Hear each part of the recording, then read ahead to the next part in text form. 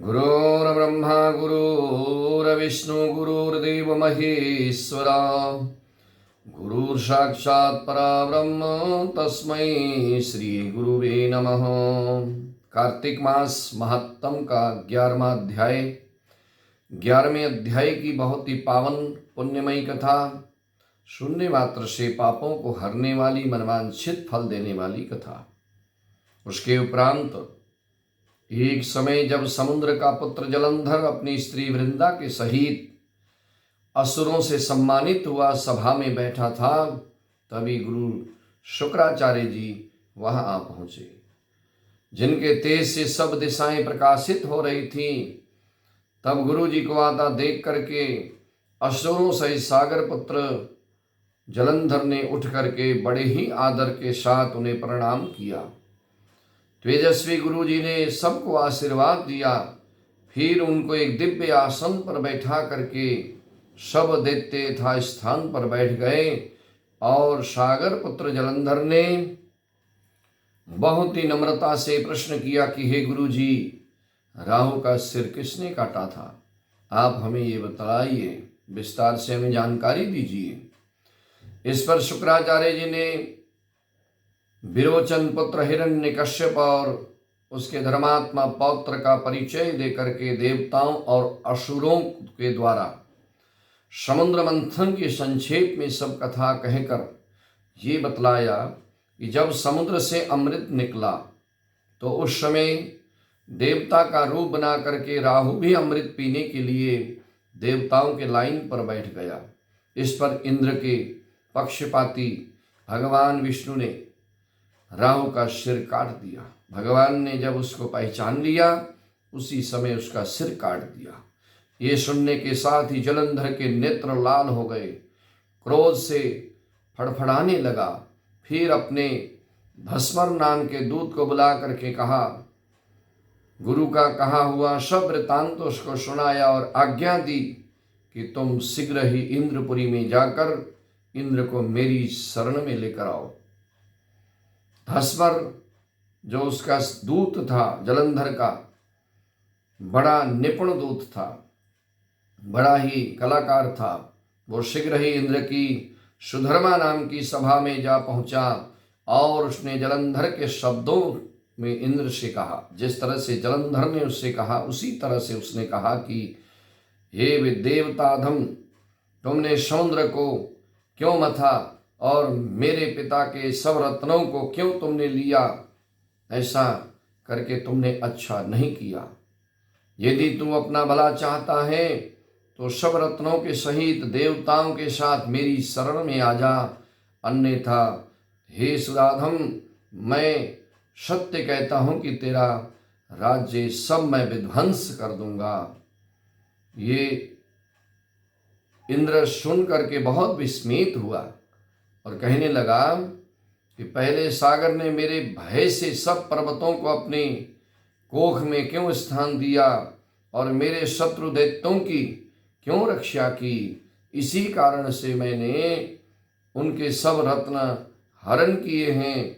मैं सत्य कहता हूं कि मेरा द्रोही सुखी नहीं रह सकता। इस तरह से जो है इंद्र ने जवाब दिया। इंद्र की बात सुन करके वे दूत शीघ्र ही जलंधर के पास गया, सभी बातों को उससे कह सुनाया, जिन्हें सुनते ही वो दैत्य क्रोध के मारे अपने होठों को काटने लगा। देवताओं को जीतने के लिए उसने बड़े उद्यम किए और फिर तो वो दिशाओं तथा पाताल में करोड़ों दैत्यों को अपने पास बुला लिया। सभी उसके पास पहुंच गए। शुंभ निशुंभ सेनापतियों को साथ लेकर के जलंधर इंद्र से युद्ध करने के लिए चल पड़ा और युद्ध करने लगा। शीघ्र ही उसने इंद्र के नंदन वन में अपनी विशाल सेना उतारी। अब वीरों की शंख ध्वनि और घोर गर्जना से इंद्रपुरी गूंज उठी। अमरावती छोड़ देवता उनसे युद्ध करने चल पड़े। भयानक मार काट हुई, बड़ा युद्ध हुआ। दोनों पक्षों के आचार्य अपने अपने मृतकों को जीवित करने लगे। असुरों के आचार्य गुरु शुक्राचार्य अपने मृत संजीवनी विद्या से और देव गुरु बृहस्पति द्रोणागिरी से औषधियों को लाकर मृतकों को जीवित करने लगे। इस पर जलंधर ने अपने गुरु शुक्राचार्य जी से क्रोध होकर कहा, मेरे हाथ से मरे हुए देवता कैसे जीवित हो रहे हैं गुरु जी?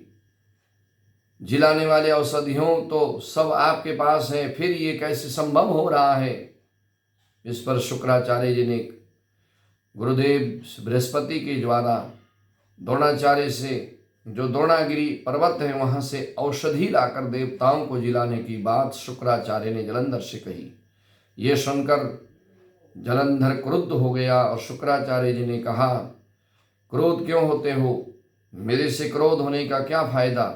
यदि शक्ति है तो द्रोणागिरी पर्वत को उखाड़ कर समुद्र में फेंक दो, तब मेरे कथन की सत्यता प्रमाणित हो जाएगी कि मैं जो कह रहा हूँ कि द्रोणागिरी पर्वत से मेरे संजीवनी ला करके देवगुरु बृहस्पति अपने देवताओं को जीवन दान दे रहे हैं। तो इस पर जलंधर क्रोध होकर के शीघ्र ही द्रोणागिरी पर्वत के पास जा पहुंचा और अपनी भुजाओं के द्वारा उसे जड़ से उखाड़ करके समुद्र में लाकर फेंक दिया।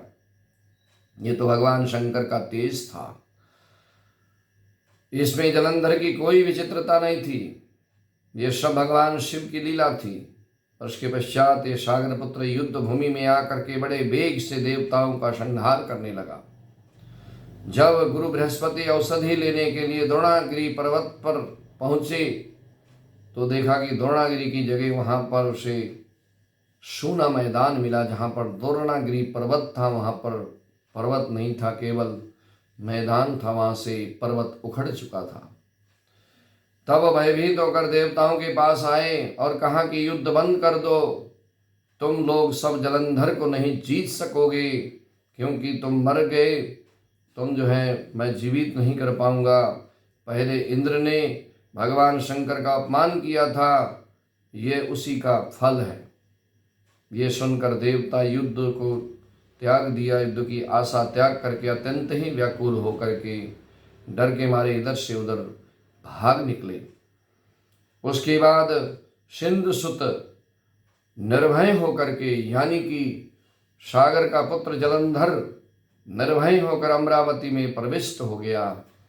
इंद्र की इंद्रपुरी में गया और इंद्र आदि सभी देवताओं ने इंद्रपुरी छोड़ करके वहां से भाग करके पहाड़ की कंदराओं में शरण ली। ये कथा बहुत ही पावन पुण्यमयी है। इसको सुनने मात्र से मनवांछित फल की प्राप्ति होगी। आनंद कंद भगवान की जय हो।